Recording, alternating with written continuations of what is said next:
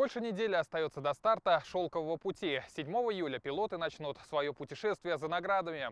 А пока команды продолжают подготовку к предстоящему ралли. Активно готовят в республике и места проведения. Первый спецучасток гонки стартует у живописного озера на родине Гавриила Державина. Сейчас здесь работает тяжелая техника. Вообще для первого дня очень получается такой хороший участок. Хоть и ненадолго, но испытать все прелести трассы посчастливилось и нашей съемочной группе. В этом нам помог один из организаторов – Азат Абусев. В Лаишевском районе экипажам предстоит преодолеть грунтовые дороги с оврагами, которые чередуются со скоростными участками. Поселок Державино. Именно здесь стартует татарстанский этап «Шелкового пути». Это первый скоростной участок. В некоторых местах скорость на этой трассе достигает до 200 км в час. По словам Азата Абусева, начальный этап позволит войти в ритм и пилотам, и штурманам. Однако навигация будет сложной с первых же километров. Специфика именно ралли-рейдов заключается в том, что экипажи не знают дорогу, не видят ее, они едут по дорожным книгам, они едут по легенде.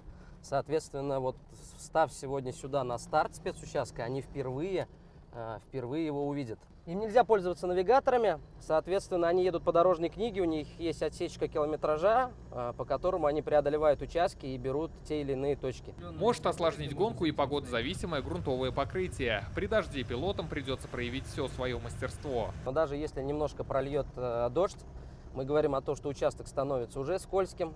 Тут есть несколько разных покрытий, где-то есть чернозем, где-то грунт, в некоторых местах камень с песком. То есть выпало чуть-чуть дождя, скорость уменьшилась. Если пролил дождь очень хорошо, то, соответственно, уже скорость общая у машин упадет, машина начнет таскать, и тут уже кто выберет самую, скажем так, безопасную дорожку и при этом преодолеет спецучасток за кратчайшее время. Церемония старта гонок 6 июля на площади Тысячелетия в Казани. С 7 по 15 июля гонщики преодолеют больше 5000 километров из Казани до Москвы. Татарстанская дистанция проляжет через 3 района: Лаишевский, Рыбнослободский и Мамадышский. Это больше 500 километров. Все дорожные книги напечатаны. Мы ждем участников. Я думаю, что для них это будет очень интересная гонка. С разной погодой, с разной географией, с разными покрытиями. «Шелковый путь» — это одно из самых сложных ралли в мире наряду с Дакаром. Я думаю, в этом году в очередной раз участники в этом убедятся. После Татарстана гонщики отправятся в Уфу, дальше Магнитогорск. «Шелковый путь» соединит 13 регионов страны.